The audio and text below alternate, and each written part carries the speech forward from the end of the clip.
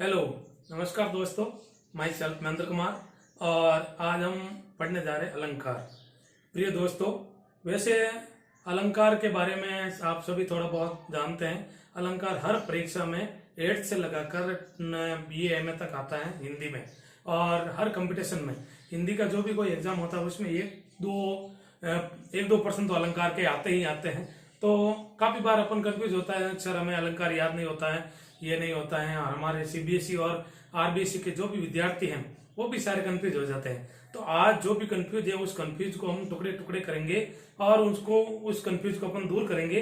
दूर करने के लिए सबसे पहले अलंकार क्या है, अलंकार का अर्थ क्या होता है, अलंकार शब्द कैसे बना है, उसको अपन देखेंगे। सबसे पहले देखते हैं अलंकार।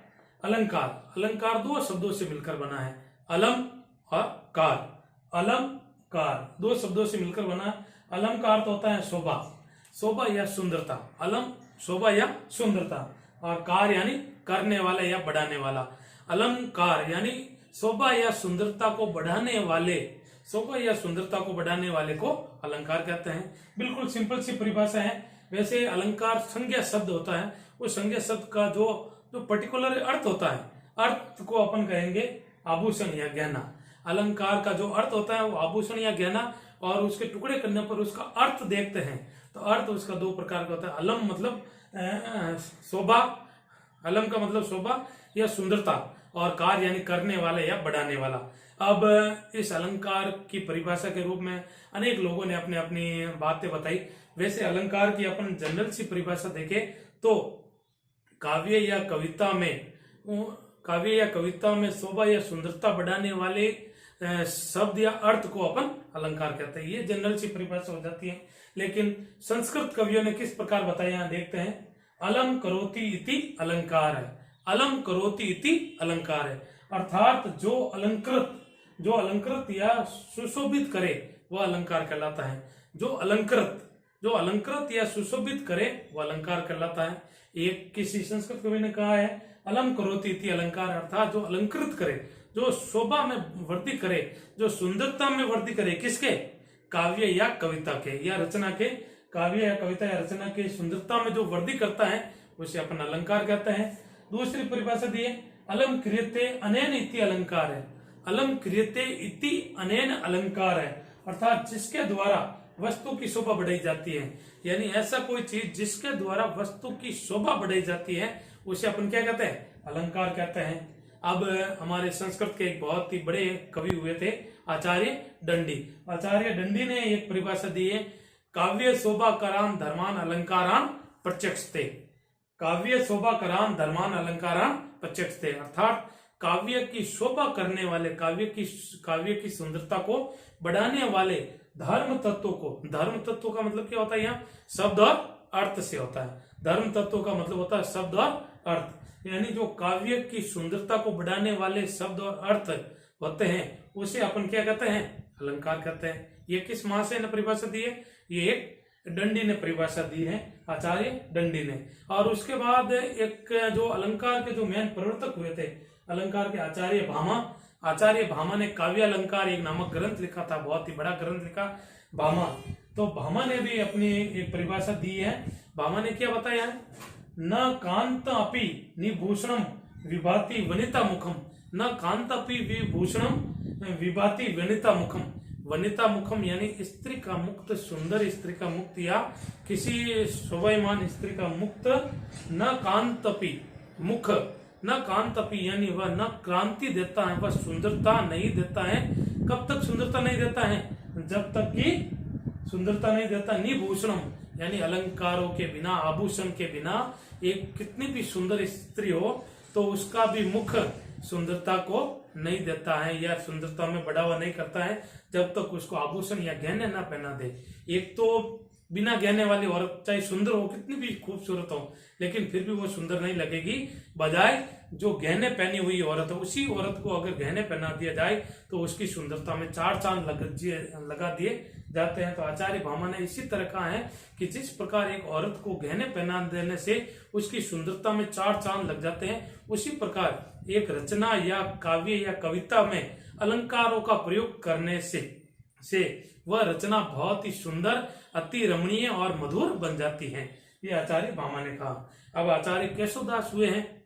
केशवदास ने भी एक बहुत ही अच्छी सी परिभाषा दी है। यद्यपि सुजाति सुलक्षणी सुवर्णी सुवर्ण सरस सुवर्त भूषण बिनु न विराज ही कविता बनिता मीत। आचार्य केशव जो हिंदी के कठिन काव्य के प्रेत हुए थे, अर्थात उनकी रचना इतनी क्लिष्ट हिंदी में लिखी गई है, लेकिन उन्होंने अलंकारों का बहुत ही अच्छा प्रयोग किया है। उन्होंने अलंकार की परिभाषा देते हुए क्या बताया है? यद्यपि यानी फिर भी, सुजाति यानी अच्छी जाति की हो। देखो इसमें कविता और वनिता यानी स्त्री, सुंदर स्त्री और कविता के बारे में, काव्य के बारे में बताया गया है कि काव्य या कविता। अगर पहले स्त्री के बारे में लेते हैं कि स्त्री अगर कोई भी अच्छी जाति की हो यानी उच्च कुल की हो, सुलक्षणी अच्छे लक्षणों वाली हो, सुवर्ण यानी सुंदर रंग वाली हो, सरस यानी वो मधुर बोली वाली हो, मीठी बोली वाली हो, सुवर्त यानी उसका शरीर एकदम अच्छा हो, सुवर्त यानी सही ढांचे में वो फिट हो या अच्छा शरीर हो, फिर भी वह भूषण बिनु न विराज ही, वह अलंकारों के बिना वह सुंदर न विराज ही बनिता मीत। वह अलंकारों के बिना, आभूषणों के बिना, गहनों के बिना वह सुंदर नहीं लगती हैं। किसके बारे में? वनिता के बारे में। इसी तरह कविता के बारे में या काव्य के बारे में बताया गया है। जब सुजाति यानी कविता में जो शब्द है अच्छी जाति के हो, अच्छे हो, उच्च कुल के वर्ण हो, सुलक्षणी अच्छे लक्षणों वाली हो, उसके लक्षण अच्छे हो कविता के, और सुवर्ण अच्छे वर्णों का प्रयोग किया है, उसमें स्वर और व्यंजन अच्छे तरीके से प्रयोग किया गया है, सरस और वह बोलने पढ़ने में बहुत ही मधुर लगती हो, सुवर्त उनके जो अक्षर है वो अच्छी तरीके से लिखे हुए हो, फिर भी वह भूषण यानी अलंकारों के बिना वह सुंदर नहीं लगती हैं। तो कविता और स्त्री दोनों के चाहे कितने भी अच्छे कुल वाली उनके पांच विशेषता बताई है। सुजाति, सुलक्षणी, सुवर्ण, सुरस, सुवर्त, 5 लक्षण वाली होते हुए भी वह अलंकारों के बिना सुंदर नहीं लगती है। ये आचार्य केशवदास ने ये परिभाषा बताई है कि कविता और स्त्री में चाहे कितने भी गुण हो, लेकिन अगर जब तक उसको अलंकारों से युक्त नहीं करेंगे उसमें सुंदरता में वृद्धि नहीं होगी। तो यहाँ तक जो आचार्य कवि हुए हैं उन्होंने ये बताया है कि कविता या स्त्री अलंकारों के बिना सुंदर नहीं लगती हैं। तो अपन एक इसकी जनरल सी परिभाषा के रूप में अपन देख सकते हैं कि काव्य या कविता की सुंदरता बढ़ाने वाले शब्द या अर्थों को अपन क्या कहेंगे? अलंकार कहेंगे। सिंपल सी बात है। फिर आचार्य शुक्ल हुए, रामचंद्र शुक्ल हुए हैं, उन्होंने भी अपनी एक परिभाषा लिखी है। गद्य के बहुत ही बड़े वे हिंदी साहित्यकार हुए हैं, तो उन्होंने एक परिभाषा लिखी, अलंकार क्या है? किसी ने उससे पूछा होगा कि भाई अलंकार क्या है? तो अलंकार वर्णन करने की चमत्कार पूर्ण वर्णन शैली। अलंकार क्या है? किसी चीज को वर्णन करने की चमत्कार पूर्ण, वर्णन शैली तो है ही है, लेकिन वर्णन शैली कैसी? चमत्कार पूर्ण यानी कोई एकदम, एक तो कविता होती है बिल्कुल ढीली ढाली नीरस सी, और उसमें अलंकार डाल दिया जाए तो एकदम मधुर हो जाती है, सरस हो जाती है। तो ऐसी क्या है? अलंकार क्या है? चमत्कार करने की वर्णन शैली है। और इतने सारे कवियों ने अपनी आचार्यों ने अपनी अपनी परिभाषा दी है, तो मेरा भी मन करता है मैं भी एक परिभाषा दूं। तो मेरे अनुसार कविता या रचना अलंकारों के बिना एक विधवा के समान लगती है। अलंकार रहित रचना एक विधवा औरत की तरह है, श्रृंगारहीन। अलंकार से युक्त रचना एक श्रृंगारहीन औरत यानी एक विधवा स्त्री, विडो स्त्री के समान लगती है, जिसमें कोई भी किसी तरह का कोई आकर्षण नहीं लगता है। सिर्फ ये है कि वो जी रही है, सिर्फ जीवन व्यतीत कर रही है, ऐसा नहीं होना चाहिए। अलंकार युक्त रचना एकदम एक श्रृंगार युक्त स्त्री की तरह होती है, और अलंकार के बिना जो रचना होती है वह एकदम निरस और विधवा औरत के समान होती है। प्रिय दोस्तों, मुझे आशा है कि आपको अलंकार की परिभाषा समझ में आ गई होगी। कई बार ये पूछ लेते हैं आचार्य दंडी की ये बहुत ही महत्वपूर्ण है। ये आचार्य दंडी, इन्होंने ये काव्य शोभाकारान धर्मान अलंकारान प्रत्यक्ष थे, काव्य शोभाकारान धर्मान अलंकारान प्रत्यक्ष थे, ये जो परिभाषा दी है ये बहुत ही महत्वपूर्ण है। अर्थात काव्य की शोभा बढ़ाने वाले धर्म तत्व शब्द और अर्थ दोनों को अपन अलंकार कहते हैं। काव्य की शोभा बढ़ाने वाले धर्म और अर्थ शब्दों को अपन अलंकार कहते हैं। अगर कोई आपसे पूछ ले कि अलंकार का अर्थ क्या होता है, तो अलम करोति इति अलंकार, जो काव्य की सुंदरता में वृद्धि करते हैं उसे अलंकार कहते हैं। और टुकड़े करने पर अलम यानी शोभा या सुंदरता, और कार यानी करने वाला है, बढ़ाने वाला। अलम शोभा या सुंदरता को बढ़ाने वाले तत्वों को अलंकार कहते हैं। और इसका संज्ञा शब्द का अर्थ अगर अपन देखते हैं तो संज्ञा शब्द का अर्थ क्या होता? आभूषण या गहना। और इसके प्रवर्तक कौन हुए? आचार्य भामा। आचार्य भामा इसके अलंकार के प्रवर्तक हुए। आचार्य भामा ने एक रचना लिखी थी काव्यालंकार। अब इसके बाद सबसे महत्वपूर्ण प्रश्न आता है कि अलंकारों के प्रकार। अपन काफी बार ये परीक्षा में पूछ चुके हैं कि ये शब्द अलंकार है, अलंकार या अलंकार के प्रकार कितने हैं, क्या है, ये सब कुछ पूछते हैं। तो अलंकारों के प्रकार, अगला बिंदु है अलंकारों के प्रकार। प्रिय दोस्तों, आप बिल्कुल भी चिंता न करें, आप ऑनलाइन पढ़े, यूट्यूब पर पढ़े, कैसे भी पढ़े, लेकिन आप पढ़े जरूर, निरस नहीं बैठा है। ये महीने काफी लॉकडाउन में कोरोना वायरस एक ऐसा वायरस आया है, चीन वुहान से पता नहीं है कैसा क्या आ रहा है। अभी तक हमारे भारत में इसकी कोई वैक्सीन नहीं बनी है। सिर्फ एक मास्क चेहरे को ढककर रखे, कहीं पर भी बाहर जाए, और 2 गज की दूरी रखे, और मास्क हमेशा पहने रखे। यही अपन की सावधानी, बचावी उपचार है। और इस कोरोना महामारी में देखते हुए बच्चों की पढ़ाई खराब हो रही है, लेकिन आपको अपनी पढ़ाई खराब नहीं करनी है। आपको जब भी बैठे, जब भी टाइम मिले, आपको मेहनत करनी है, आगे बढ़ना है। जो भी कोई आरपीएससी का एग्जाम दे रहे हैं, एसएससी का एग्जाम दे रहे हैं, जो अभी ये एलडीसी की भर्ती आई है, 1700 पद है, एलडीसी की भर्ती में भी ये अलंकार बहुत महत्वपूर्ण है। सभी प्रकार से ये अलंकार महत्वपूर्ण है। और जो हिंदी का जो भी एग्जाम होगा उसमें एक दो प्रश्न अलंकारों के पूछे जाते हैं, और अपन अलंकारों के गलत कर देते हैं। आज अपन, अगर आप मेरे द्वारा इस YouTube चैनल पर, जो महेंद्र रामपाल नरवाल नाम से है, इसको आपने देख लिया, तो आप बिल्कुल, मैं आपको अलंकारों का एक एक चित्र उदाहरण कर रख देंगे, एक एक चीज आपको बता देंगे। फिर आप लगेंगे कि वास्तव में यार अलंकार इतने सरल है, इतने से शानदार तरीके से अपन पढ़ेंगे कि आप अलंकार जिंदगी में कभी नहीं भूल पाएंगे। ये परिभाषा है अलंकारों की परिभाषा। तो सिंपल सी परिभाषा है, काव्य या कविता की शोभा या सुंदरता को बढ़ाने वाले जो धर्म तत्व है, अर्थात शब्द और अर्थ है, उसको अपन अलंकार कहते हैं। ये आपको याद होगी, और नहीं हुई तो उसको कहीं लिखकर याद करें, जरूर आपको याद हो जाएगी। अब अलंकारों के प्रकार के रूप में अपन लेते हैं, तो वैसे अलंकारों के 2 प्रकार ही होते हैं, लेकिन बड़े लेवल पर अलंकारों के 3 प्रकार माने गए हैं। अलंकारों के 3 प्रकार में सबसे पहले लेंगे शब्दालंकार, दूसरा लेंगे अर्थालंकार, और तीसरा उभय अलंकार। शब्दालंकार, अर्थालंकार और उभय अलंकार, जैसे आपको नाम से ही पता चलता है, शब्दालंकार। अब शब्दालंकार की परिभाषा देखेंगे।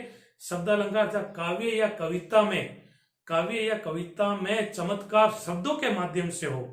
क्या, ध्यान से सुनना, देखना, काव्य या कविता में अलंकार शब्दों के माध्यम से हो, और शब्दों को वहां से हटाने पर या उनका पर्यायवाची शब्द लिखने पर अलंकार नष्ट हो जाता है, अलंकार समाप्त हो जाता है, तो वहां पर अपन शब्दालंकार कहेंगे।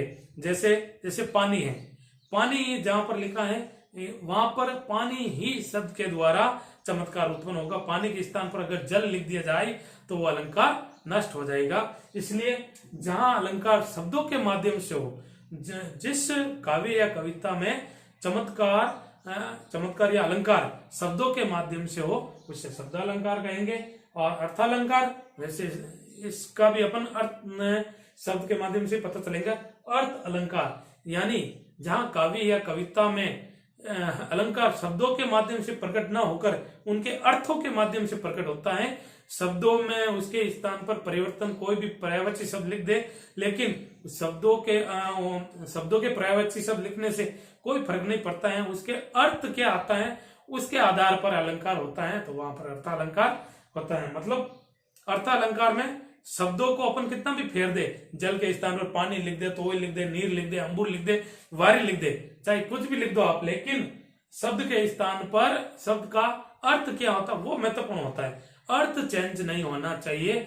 जहां पर शब्दों के अर्थों के द्वारा चमत्कार उत्पन्न होता है, काव्य या कविता में शब्दों के अर्थ के द्वारा चमत्कार उत्पन्न होता है वहां पर अर्थालंकार होता है। और उभय अलंकार में दोनों ही है, जहां काव्य या कविता में शब्द और अर्थ दोनों के माध्यम से चमत्कार हो वह उभय अलंकार होता है। हालांकि उभय अलंकार अपन के या ये बीए तक के कोर्स में नहीं और बहुत कम पूछे जाते हैं। वो दो महत्वपूर्ण अलंकार हैं, शब्दालंकार, अर्थालंकार। अब अपन शब्दालंकार के प्रकार देखें तो शब्दालंकार 4 प्रकार के होते हैं। शब्दालंकार 4 प्रकार के होते हैं। नंबर 1 अनुप्रास, नंबर 2 यमक, नंबर 3 श्लेष, नंबर 4 वक्रोक्ति। ये 4 प्रकार के होते हैं शब्दालंकार। अभी तक महत्वपूर्ण रूप से मोटे मोटे तौर पर अपन कहे या खास तौर पर कहे तो सिर्फ 4 प्रकार के होते हैं। 4 प्रकारों में अनुप्रास, यमक, श्लेष और वक्रोक्ति। वैसे अपन के आरबीसी और सीबीएसई क्लास 8 से लगाकर 12 तक ये जो वक्रोक्ति अलंकार है उसको बहुत कम पूछा जाता है। बाकी 3 अलंकार बहुत ही महत्वपूर्ण है, अनुप्रास, यमक और श्लेष। अनुप्रास, यमक और श्लेष ये बहुत ही महत्वपूर्ण है और इनको बार बार परीक्षा में पूछा जाता है, शब्दालंकार के रूप में पूछा जाता है और ये शब्दालंकार बहुत ही महत्वपूर्ण है। अपन इनका पूरा इन अलंकारों को पूरा पोस्टमार्टम करेंगे, आप चिंता मत करो। पूरा एक एक टुकड़ा टुकड़ा करके आपको बताया जाएगा। आपकी हर पसीने की बूंद को मोती के समान चमकाएंगे, ये वादा है मेरा। आपकी हर बूंद को आप मेहनत करो दोस्तों, मेहनत का फल अच्छा होगा, मेहनत का फल मीठा होगा। आप जो चाहोगे वो आपको हासिल होगा। शब्दालंकार, अनुप्रास, यमक और श्लेष ये 3 महत्वपूर्ण है और वक्रोक्ति ये 4 मोटे मोटे तौर पर शब्दालंकार होते हैं। और अर्थालंकार में खूब सारे अलंकार है, अर्थालंकार में खूब सारे, लेकिन मोटे मोटे तौर पर जो है वो इसमें मैंने कुछ जोड़े बनाए हैं। जोड़े के आधार पर अपन इन अलंकारों को समझेंगे। तो पहला जोड़ा है उपमा, उत्प्रेक्षा, रूपक। ये आप गांठ बांध ले, ये बहुत ही महत्वपूर्ण है परीक्षा की दृष्टि से। उपमा, उत्प्रेक्षा और रूपक लगभग हर परीक्षा में इन तीनों में से एक के ऊपर तो पूछ ही लेते हैं। या तो उपमा के बारे में पूछ लेंगे, या उत्प्रेक्षा के बारे में पूछ लेंगे, या रूपक के बारे में। तीनों में से एक तो कुछ न कुछ पूछ लेंगे। फिर बाद में दृष्टांत, उदाहरण, अर्थांतर न्यास, फिर संदेह, भ्रांतिमान, विभावना, विरोधाभास, असंगति, अन्योक्ति, अतिशोक्ति, मानवीयकरण। ये कुछ मोटे मोटे तौर पर मैंने इसे लिखा है। वैसे तो आचार्य भामा ने अलंकारों के प्रकार 38 प्रकार बताए हैं। अलंकारों के कुल 38 प्रकार बताए हैं, 38 तरह के अलंकार होते हैं। लेकिन अपन के कोर्स में 8 से लगाकर 12 तक ज्यादातर ये आते हैं। एक तो अनुप्रास, यमक, श्लेष शब्दालंकारों में। अर्थालंकारों में उपमा, उत्प्रेक्षा, रूपक और अतिशयोक्ति और मानवीयकरण, ये 5-6 इसमें अर्थालंकारों में प्रयुक्त रूप से पूछे जाते हैं। तो इनका एक एक तरीके से अपन पूछेंगे। ये मेरा ये पहला वीडियो है अलंकार का। तो अलंकारों में आज हमने पढ़ा है अलंकार की परिभाषा और अलंकारों के प्रकार। तो अलंकारों की परिभाषा एक बार मोटे तौर पर अपन एक पूरी सरसरी दृष्टि से देख ले कि अलंकार काव्य या कविता की शोभा बढ़ाने वाले धर्म तत्व अर्थात शब्द और अर्थ को अपन अलंकार कहते हैं। और अलंकार का ज्यादातर आचार्य भामा ने बताया है कि अलंकारों के बिना ना तो स्त्री सुंदर लगती है ना ही कविता सुंदर लगती है। चाहे कितनी भी सुंदर स्त्री, चाहे कितनी भी मिस वर्ल्ड हो या मिस यूनिवर्स हो, मिस वर्ल्ड को एक तो उनका सादा चेहरा और एक उनको आभूषण पहनाकर फिर बाद में उनको देखा जाए तो उनकी सुंदरता में 4 चांद बढ़ जाते हैं। उसी तरह एक सादी कविता या एक सिंपल सी कविता, और सिंपल सी कविता में अगर अलंकार डाल दिया जाए तो वही कविता बहुत ही विस्फोटक, बहुत ही आकर्षक, बहुत ही सुंदर लगने लग जाती है। तो यही अलंकारों का कार्य है। जैसे एक सब्जी होती है, सब्जी में कुछ नॉर्मल सी सब्जी बनती है और उसमें अगर गरम मसाला तड़का डाल दिया जाए तो वो सब्जी का स्वाद 4 गुना बढ़ जाता है। उसी तरह अलंकारों का भी प्रयोग होता है कि अलंकार काव्य या कविता में उसकी सुंदरता या शोभा को बढ़ा देते हैं, उसे अलंकार कहते हैं। अलंकारों की अलग अलग परिभाषा दी है। महत्वपूर्ण परिभाषा आपको याद करनी है आचार्य दंडी की। आचार्य दंडी काव्य शोभाकरान धर्मान अलंकारान प्रत्यक्षते, काव्य शोभाकरान धर्मान अलंकारान प्रत्यक्षते। और अलंकारों के 3 प्रकार होते हैं, शब्दालंकार, अर्थालंकार और उभयालंकार। शब्दालंकार में अपन पढ़ेंगे शब्दालंकार 4 प्रकार के, अनुप्रास, यमक, श्लेष और वक्रोक्ति। और अर्थालंकार में उपमा, उत्प्रेक्षा, रूपक, और इसमें उपमा, उत्प्रेक्षा, रूपक और अतिशयोक्ति और मानवीकरण, ये बहुत मोटे मोटे तौर पर महत्वपूर्ण है। तो इसका अपन जो मेरा नेक्स्ट वीडियो है उसमें आप इनके प्रकारों, अनुप्रास, यमक, श्लेष, अपन इसका एक एक करके एक एक चीज को बारीकी से समझेंगे। और आपको मैं वादा करता हूं कि अलंकार का कोई भी प्रश्न आएगा तो आप उसको छोड़कर नहीं आओगे, बहुत ही अच्छी तरीके से, बहुत ही सरल तरीके से आप करोगे, इसी आशा के साथ थैंक यू, धन्यवाद, नमस्कार।